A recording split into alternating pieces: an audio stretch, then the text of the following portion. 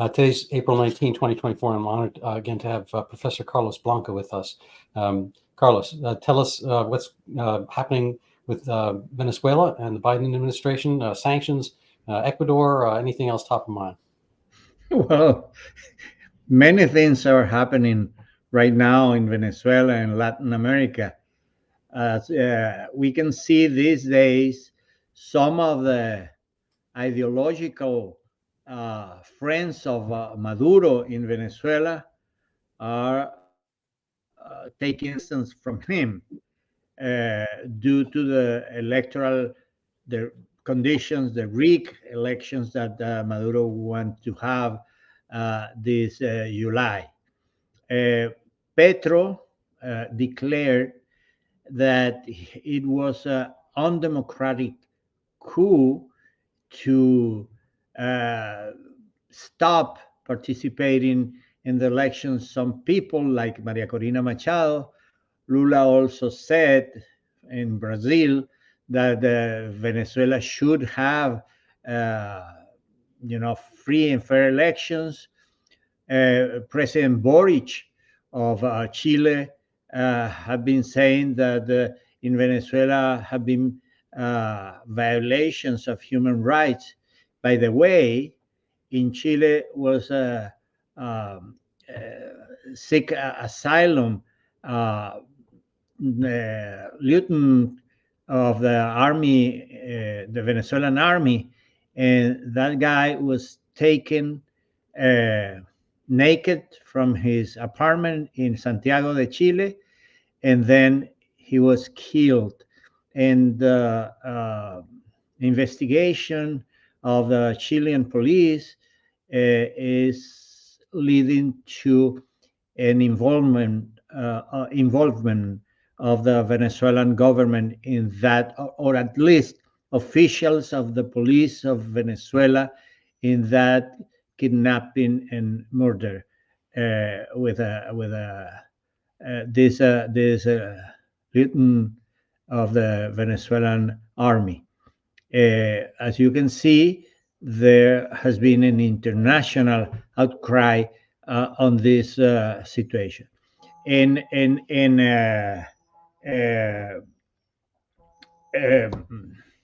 Boric has said that many times in the sense that there is something that shouldn't happen in a so-called leftist regime like that of Maduro.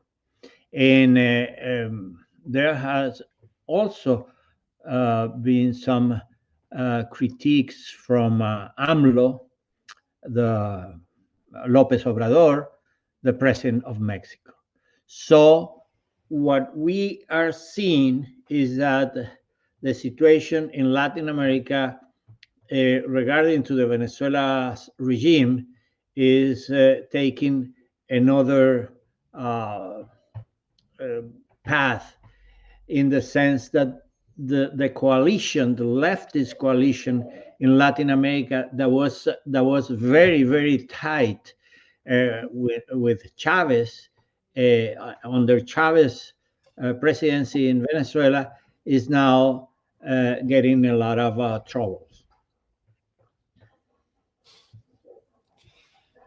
Interesting.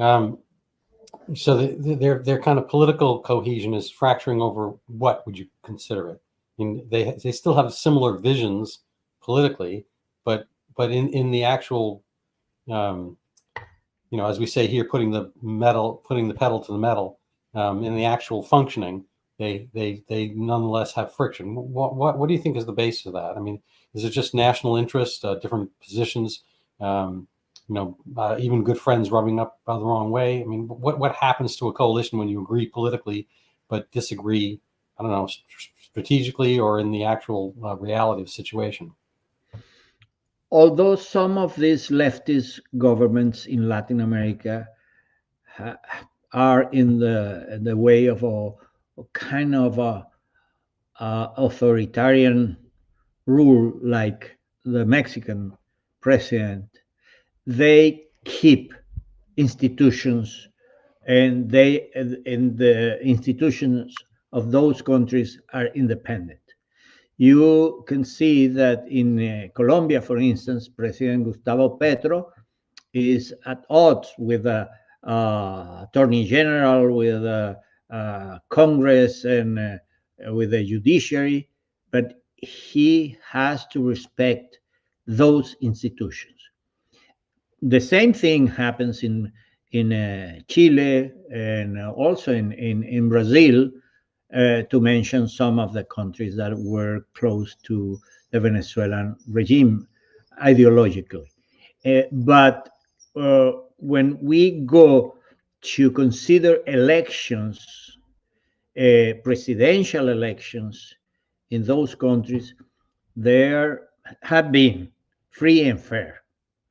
López Obrador won the election, Boric won the election, Petro won the election, Lula won the election, and there is a problem when some of their friends, in the case of Maduro in Venezuela, are not following the democratic rules, and they take some distance from this guy.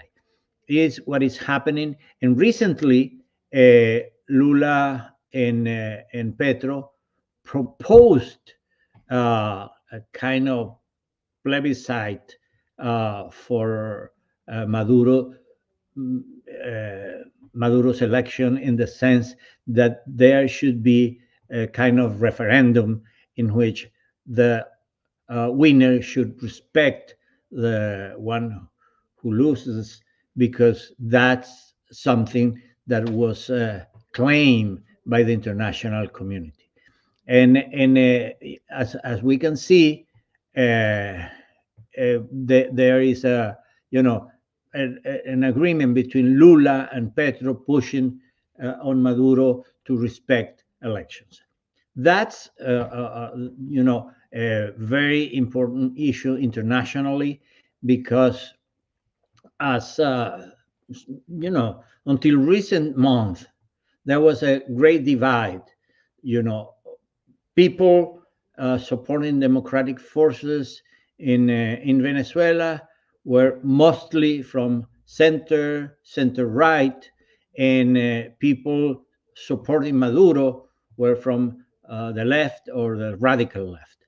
That's not anymore the case, because what is happening in Venezuela right now is that there were last year agreements in Barbados amongst the Maduro, some of the opposition parties, and with the participation of the United States government. And those agreements, signed on October 17th last year, were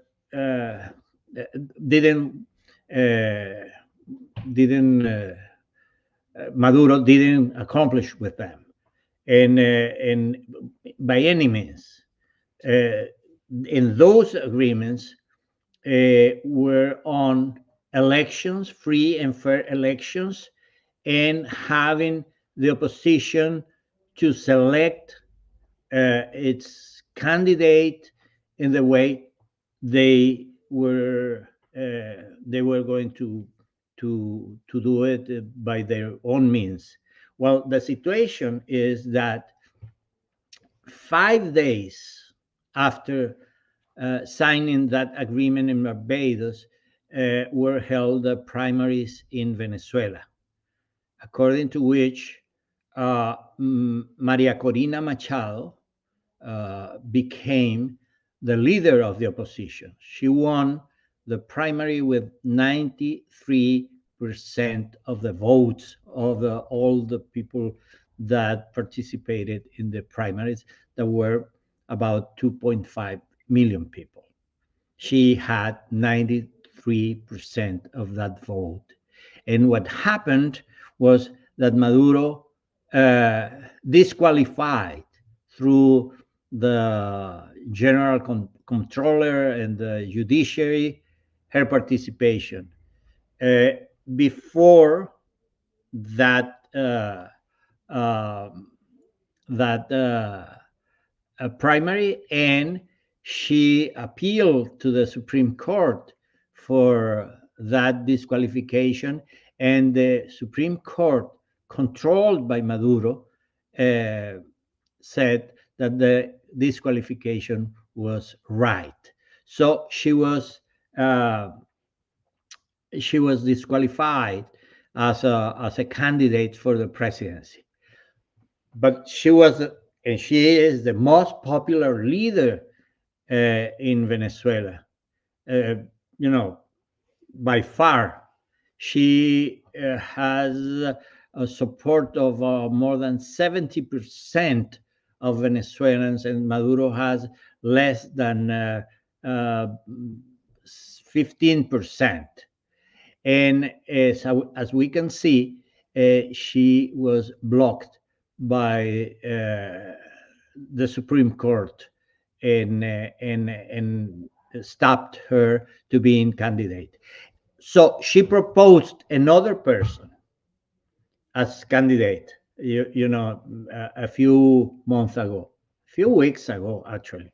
And uh, and at the moment of the to register that person, that's a very recognized woman in Venezuela, very respected, Corina Lloris, another woman with the same name as Maria Corina, a grandmother, 80 years old. The system, to register the new candidate didn't work. So the she didn't have anything to legally to halt her to participate as a candidate, and she was also blocked to be candidate. You can see her in the same day that Maria Corina, who's in the left side of the picture, proposed Corina Lloris to be the candidate. So the regime blocked the new candidacy that was proposed. And the situation nowadays is that the regime is trying to select the one who is going to participate as the so-called opposition candidate to be the person that Maduro wants to defeat. That's the situation we have now. At this moment that we're talking, the opposition leaders, led by Maria Corina, are trying to manage this situation, so as to have the possibility of participating in the elections of the 28th of July. Any chance you can run? Oh, Any chance we can get you to run? me? Oh, no. I'm just helping Maria Corina to create and to strengthen her movement. Well, you have my vote. Oh, thank you. That's important. Maybe I win. We have a small referendum between the two of us. Yes, I think you would win. Yeah. So it's lately, like I guess yesterday, the Biden regime reimposed sanctions against Venezuelan oil. A, does that do anything? B, does it mean anything to Maduro? C, have you read the rationale for it, that they are treating opposition candidates indiscriminately or poorly? They're blocking them at every point, legally, judicially. And D, does that have any irony given the Trump trials? But that's a separate question. I'd rather stick with the first aspect of it, the Venezuelan aspect. Well, the United States imposed sanctions, and also European Union imposed two types of sanctions: institutional sanctions for the trade of oil, gold, and other minerals to the oil industry firm, which is PDVSA, since some years ago. And when the agreement of Barbados was signed in October last year, the United States began to release those sanctions and to create to suspend those sanctions and to create as to create an environment for Maduro to create the possibility to agree to the possibility of free and fair elections. And as a result of that, some political prisoners, around 10 Americans, were released, and around 20 Venezuelans were also released from almost 300 political prisoners that we have in Venezuela. And also a very well-known criminal that was prosecuted in the United States, that was caught in Cabo Verde 2-3 years ago, and was taken to the United States for the trial, was also released and went back to Venezuela. This situation was intended to create an environment for the elections, and also some of the sanctions were provisionally suspended for 6 months. And what happened recently was that because Maduro didn't abide by the agreement with the United States, some of the sanctions were reimposed, right, halting the possibility to trade oil with PDVSA, and the possibility of U.S. companies or related companies to do business with PDVSA. Although there is, I would say, a loophole in which special licenses could be given to some companies to do business, oil business in Venezuela. That's one type of sanctions. The other type are individual sanctions to some members of the regime, Maduro and his cronies. Maduro has a reward of $15 million. $15 million, yeah. Like a bounty? Yeah, a bounty for Maduro. And other who put the money up, and does that mean he can't leave Venezuela, or which country can he not go to? The United States put the bounty. But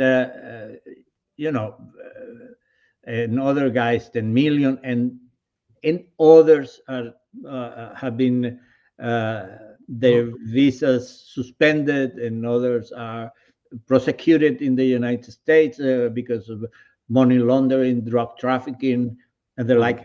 Recently, a general of the army was sentenced in New York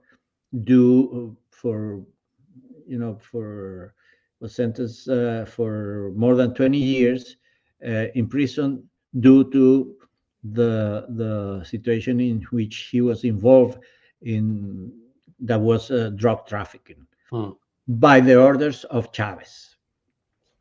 And well, this situation of sanctions, is a very some people disagree with the sanctions because say that that create a problem, a big problem for Venezuelans, and increased poverty. But the real thing is that the catastrophic economic situation of Venezuela was previous to the sanctions imposed to the regime.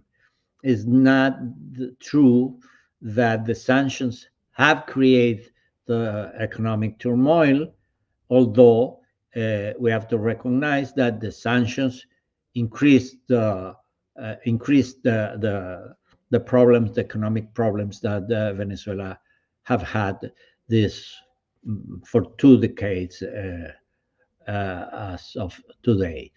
So, well, the situation now is that Maduro wants to have elections because he is looking for resources, because the fiscal coffers are depleted.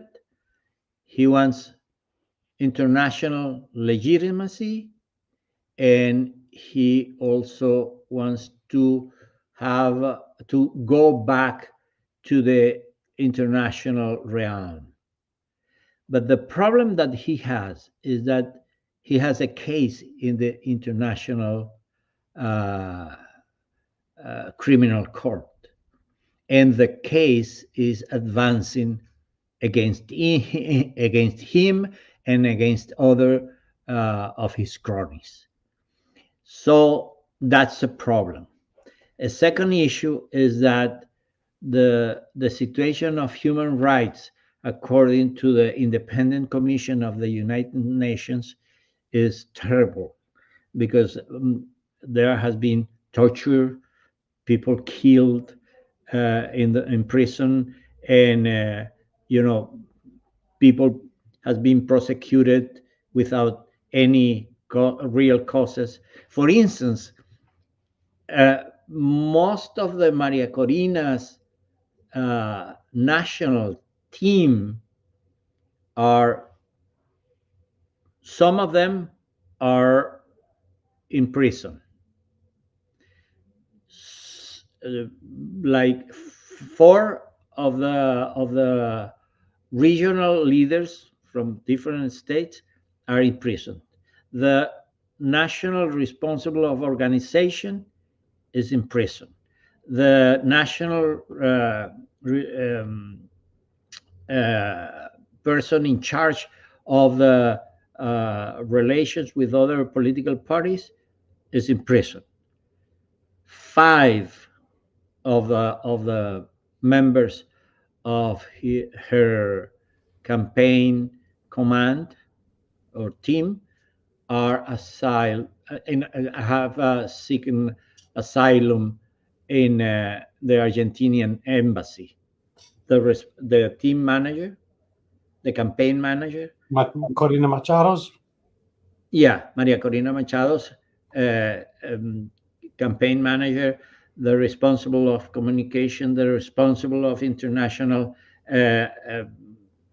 issues, and the responsible of electoral issues. Those are by the way. What are the charges? Just that they're part of our.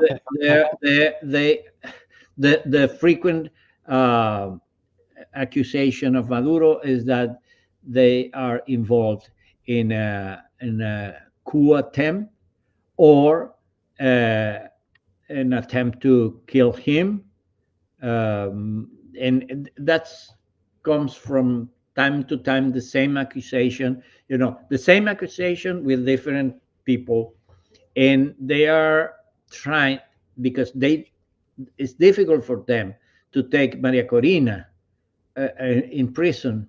They have several trials. Cut her off ongoing. Cut her off at the knees. Yeah, and they're trying to surround her, to create difficulties for her mobilization. And well, the problem is that she is a political phenomenon in the country. Right. She is creating another narrative, another situation because Maduro cannot go to the streets. He has no popular support. And every time Maria Corina goes to a town, a city, there are Right. hundreds and thousands of people with her. That's a situation that is unbearable for Maduro. Right. So well, let's just getting back to Carlos Blanco as president. Let's say you somehow were president tomorrow. What are the things that need to be done or undone in Caracas and Venezuela as a whole? What are the obstacles towards getting from authoritarian back to a regime more responsive to the people? And wasn't the concept of the Chavez revolution to be populist, to be the Bolivarian populist revolution, and so forth? Was that just hollow? Were there any attempts to, democratize Venezuela, or was it already as democratic as any country reasonably can expect prior? Venezuela was a very democratic country. The last dictatorship before these guys, Chavez and Maduro, was until 1958. Venezuela had 40 continuous years in which democracy was in place, with problems, of course, because at the end, the political parties were, not as representative as they were, and people got discontent, and that led to the Chavez revolution. But I must say that the idea that Chavez represented a change was rapidly, broken in the people's imagination, because what began was a situation of increased poverty in the country, of a very difficult economy in place. But Chavez had the blessing of oil. Oil prices, when he took office, were at around $7 per barrel, and in 2008 he got oil prices close to $140 per barrel, and that was the Venezuela's party in the region, with giving handouts to the people, and helping the Caribbean countries, getting allies, international allies, bought by oil, and that was the one of the real causes of the leadership of Chavez, both within the country and internationally. But the situation is that it couldn't continue. Oil prices came down. Chavez leadership couldn't be continued with Maduro. Chavez was a real leader. He represented, for bad at the end, the aspirations and what people wanted as a replacement of the political parties in place before him. But it led to this situation. Venezuela at this moment is a devastated nation. Most of its territory is occupied by criminal gangs, guerrillas from Colombia, illegal groups that try to take the minerals of the south portion of Venezuela. The country, the territory has shrunk in the sense that it's occupied in many places, cities, etc., by illegal forces. Even in some places like Caracas and other cities, the real control in some barrios or neighborhoods are come from criminal gangs. The second thing is that the population of Venezuela is, a quarter, more than a quarter of a Venezuelan population, about 8 million people, have fled the country. 1.5 million Venezuelans live in Lima, just in Lima, Peru's capital city. Almost 3 million people in Colombia, 500,000 in Chile, also in Argentina, in Ecuador, in Spain, also hundreds of thousands. In the United States, in Florida, in other cities and states are thousands. So when you see this, the social fabric in Venezuela is completely broken. Every Venezuelan that is inside the country has some member of their family abroad. And also, domestically, what is happening is that the social fabric is also broken, because people have to go, or many people have to go from one town to another town to seek jobs, to have better conditions. And the third thing, besides the territory and the population, is about institutions. Classic dictatorships, are authoritarian, are and many times very repressive, with people prosecuted, killed, tortured, but they have institutions, and they, in some sense, promote some institutions.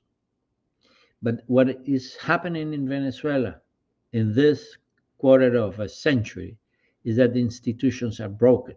The PDVSA, the state-owned oil industry, is not anymore an industry producing oil. It used to produce more than 3 million barrels per day of oil. Now is barely 600,000. Yeah, the Soviets had an old expression. It's a joke. The Soviet workers, they said, they pretend to pay us, we pretend to work. It's not quite the same thing, but when you gut a productive part of your economy and just put in political hacks and lackeys, you're going to get less efficient. And it just becomes these, I assume, minor fiefdoms of political sway rather than an oil company. Yeah, well, and you don't have a real oil company. You have a center of distribution of social handouts. And what happens with that situation is that huge amount of money, without controls, with one party and one very strong president, without democratic checks and balances, leads to corruption. But not a corruption, just in one case, that minister or that director of that office took some money or briberies or the like. They're taking huge amounts of money. For instance, nowadays, one of the most important leaders of the revolutionary process, Tarek El-Aissami, he was vice president, minister of oil, he was governor of one state, was caught by the same regime, prosecuted by them, because he robbed $23 billion. $23 billion.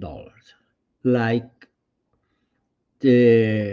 more than 2.5 in Venezuelan international reserves in the central bank. So that's one case, but there are several others with different amounts of money taken from the country. This is the guy, Tarek El Aissami. He was powerful.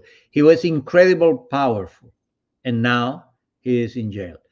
And you can ask, well, these guys are, trying to get things right. Well, no, the problem is that there is, due to the extreme power that these guys have, they began to fragment internally, and 4 of the previous minister of oil have been prosecuted, of the members of the cabinet of Chavez and Maduro, by themselves. Why? Because they are quarreling each other. They are in a situation in which, like happened in the Soviet Union with Stalin, with when Stalin began to prosecute their friends, their comrades, their partners. That's something that is terrible in these revolutionary processes, in which they betray each other. And that's something that is happening right now in Venezuela.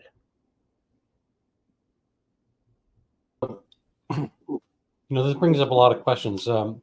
I've been thinking about, the potential wealth of Venezuela. I think it's maybe not well known elsewhere, but between us, Venezuela, we know, was like the 4th wealthiest country on earth through the 1960s. It was called, kind of the Switzerland of South America. And, wealth, and it was a kind of a great place to be, I imagine, overall. And Caracas was, fabulous place to be, and there's a lot of, liberty and wealth and all that kind of stuff. It seems to me that there are going to be nefarious actors behind the scenes. And I'm currently reading a book. I'm going to pop it up very briefly, by a friend of mine, Scott McKay, and it's called King of the Jungle. This is a copy I'm reading right now. It's going to be out shortly. I don't think it's released just yet, but it's really fascinating because he's kind of working a novel around this Guyana Venezuela crisis in the Essequibo region. And we're going to, maybe not spend a lot of time geopolitically, but, Venezuela not only borders Colombia and Brazil, but there's Guyana on the other side. And there's a very unoccupied area of jungly territory. And the novel, interestingly enough, this King of the Jungle, has to do with kind of a confluence of an Elon Musk type guy who's building a new city in the jungle for people who want to get away from abhorrent regimes elsewhere, kind of a Singapore in the jungle, or Hong Kong in the jungle. And unbeknownst to them, on the other side of the border, there are groups that are getting together to take over this territory. And so he's playing on the geopolitical crisis of war that's happening in this Essequibo region. And in the novel, at the very least, there's a Chinese presence. And this is, I think, fairly recent. Last fall, Xi Jinping holds talks with Maduro in China. And there are also some other, nefarious elements that we, at least I wonder and worry about. Here's a paper from some years ago from Brazil about Venezuela's toxic relationships with Iran and Hezbollah, and an avenue of violence, crime, corruption, and terrorism. There's always going to be actors who want to kind of prey and play on the situation. What do you think? I mean, are any of the, obviously the novel's a novel, and he's working out of his own, fact sheet. Well, the Essequibo is a region of in the border of the actual border of Venezuela and Guyana. Right. Venezuela have been claiming for part of that territory since the 19th century, because Venezuela has rights on that territory, and a RIC agreement with members of a team that were going to give a solution to that claim from Venezuela were caught by UK interests, and they gave the territory to Guyana. That was at that time not an independent country, but a country of the Commonwealth of United Kingdom. In the 20th century, Venezuela, the governments, different governments, defended the idea that the Essequibo belonged to Venezuela. And as a result of that was created a commission between the two countries trying to get some solution.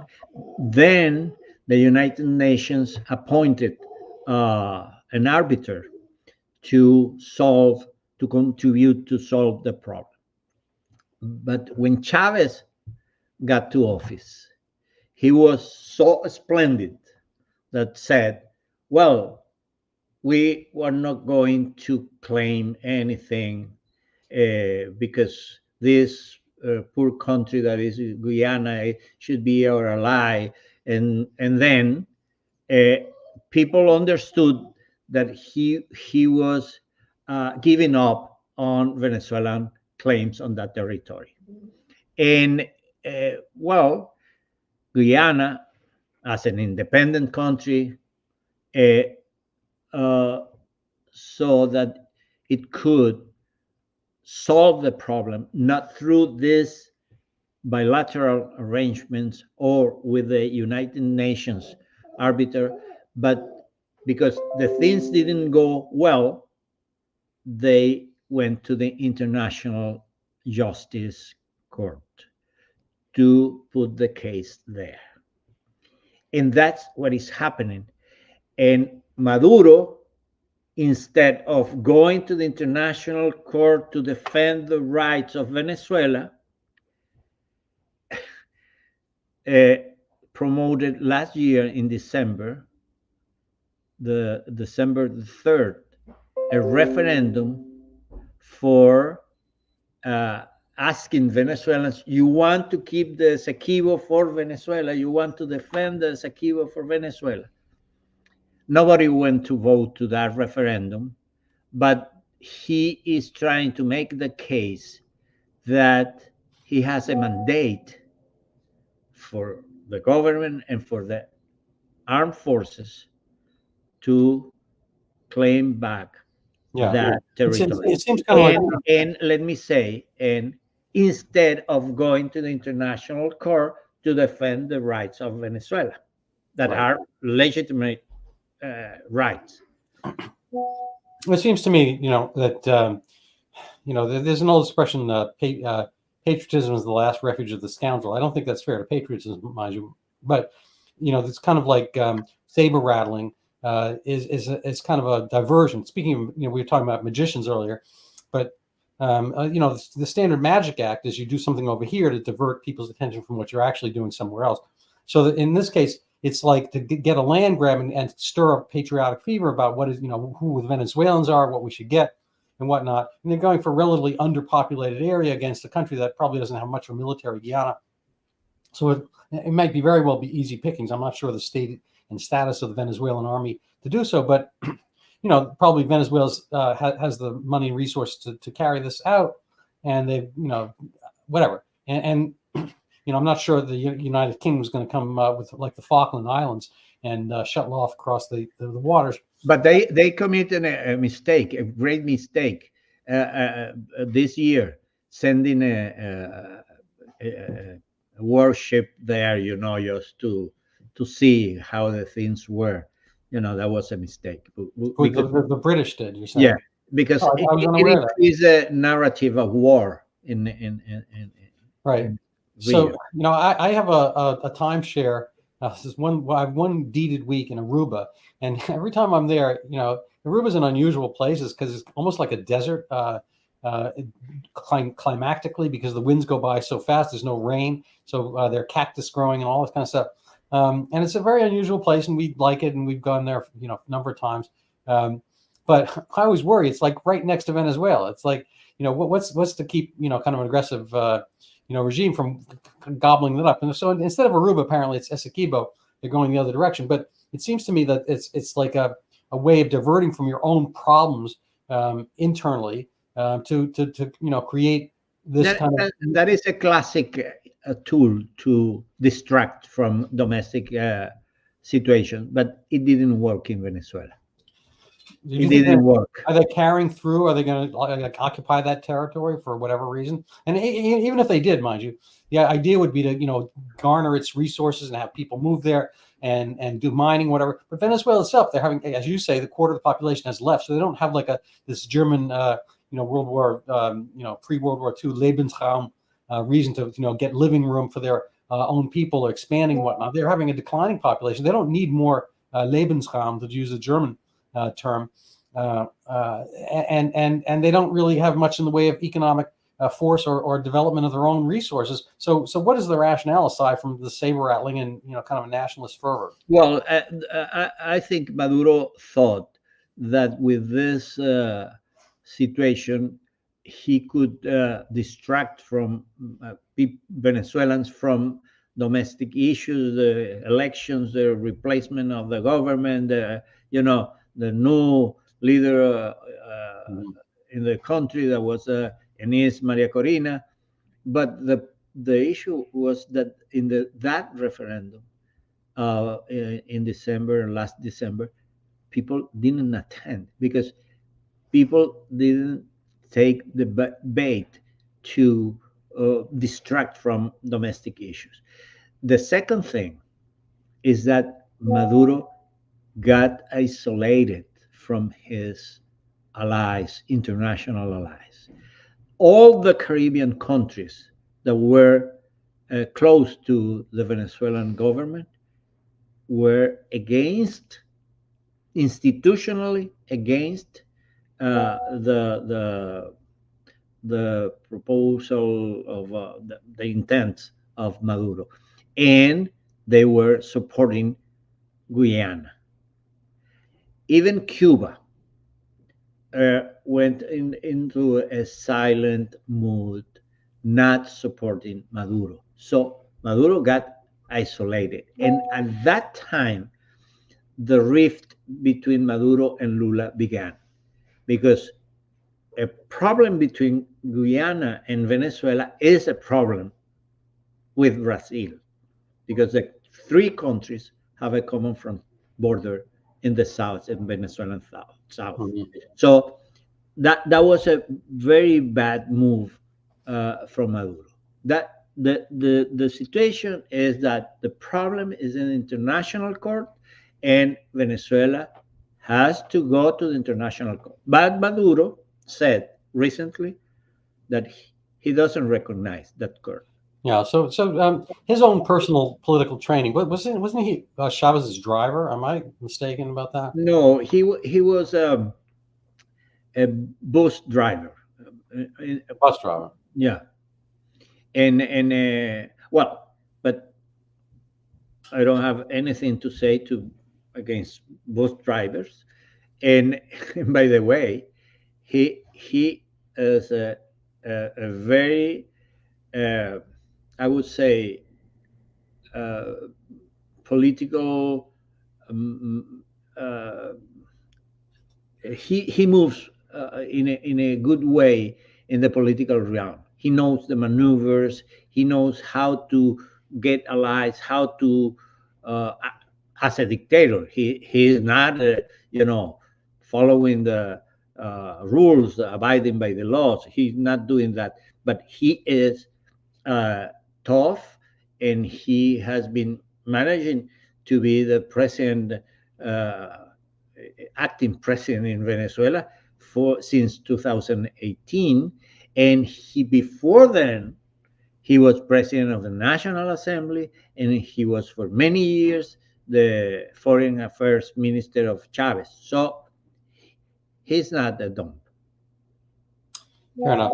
So I kind of, we're rounding out the hour. I just want to ask you this one point. I kind of glazed over a little bit, but this paper here, I think it was done in Brazil. I'm not sure exactly what year it was, but Venezuela's toxic relations with Iran and Hezbollah, an avenue of violence, crime, corruption, and terrorism.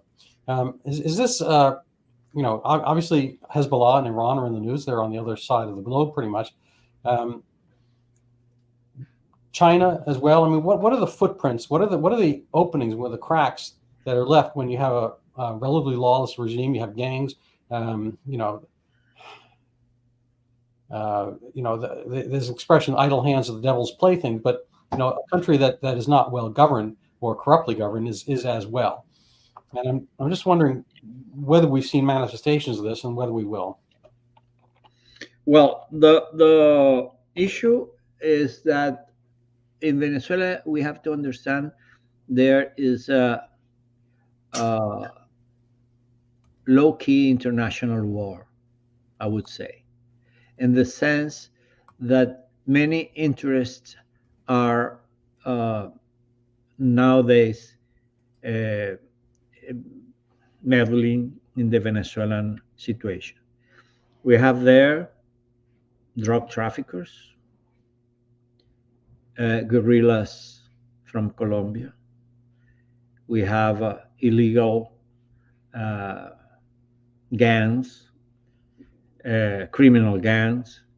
We have Hezbollah, a very important presence of Iran, and that of Russia too. China is different. It's there, but mainly on economic issues. Investments. At some point when Chavez was alive, China had in Venezuela the most important investment in Latin America, just in Venezuela. But Russia and Iran have also political interest, not only economic interest, financial interest, and there are provisions of arms from Iran, and very important participation of Russia in furnishing intelligence, devices and radars and things for the armed forces. We have an important presence in Venezuela of these guys, right? Because Russia looks Venezuela as a way to participate in a hemisphere and to create problems to the United States in its own hemisphere. Right. And that's China has the Belt and Road. I think people are unaware of how much they've invested. I think there's this enormous port in Peru, and there's also, they've worked in Manzanillo in Mexico. The latter, I was listening to an interview with Peter Schweitzer, who just wrote Blood Money, about the China encouragement of the fentanyl trade. They don't prosecute the fentanyl dealers in China, and there's huge amounts of shipments going over to Mexico, and they have basically the maquiladora set up as automobiles used to have, where they bring the ingredients over, and in Mexico they produce it and then pop it into pills and zip it over the border. Venezuela is kind of the other side. Not on the West Coast, easy shipping transmit for China, but they've done this Belt and Road Initiative wherever and around the globe, where they're popping money in, they kind of build stuff, and then they kind of get ownership of the ports and whatnot. Is any of that happening? A, and B, is there kind of a fentanyl presence in Venezuela as well, or is that kind of being bypassed for other things like cocaine and whatnot? Well, Venezuela is the path of many of the drugs produced by Bolivia, Ecuador, Colombia, and the like, and distributed through Trinidad to Europe and Africa, and through other countries to Central America and to the United States. And it's had been mainly cocaine, as far as I know the issue. All right. So, any final words for us? Well, I suggest our people that our audience of this video to follow the situation in Venezuela. This coming 3 months are going to be crucial for regaining freedom and democracy, or losing it for at least a decade again. So I would suggest All right. They can also follow you on Twitter at Carlos Blanco G. I don't have the page up, but I might be able to do it. But before I do that, I just want to show people if they want to help support this video cast, they can go. This is a little bit unrelated. Zika did happen in Venezuela to a certain extent, but this is my book, and it'd be great if they purchased it. Even better if they read it. I very much appreciate any thoughts about that from our viewers. Zika is a real virus, and microcephaly is a real problem. It just so happens I don't believe that one causes the other, and so this is something that I think is a timeless book, and hopefully more people read it over time as well. It's out in Brazil under its Portuguese title, and I have a Spanish version as well. Should people be interested in having that, and I just want to show people your Twitter page here, Carlos Blanco. And let's see. And I think that pretty much rounds it out for us. So thank you very much, Carlos, for being here. Nope, you're muted, but I know you're saying goodbye to us. Yeah, I say goodbye and thank you. All right. To all of you. Yeah, our dogs are taking over. All right. Yeah. Have a great day. Bye-bye. Bye.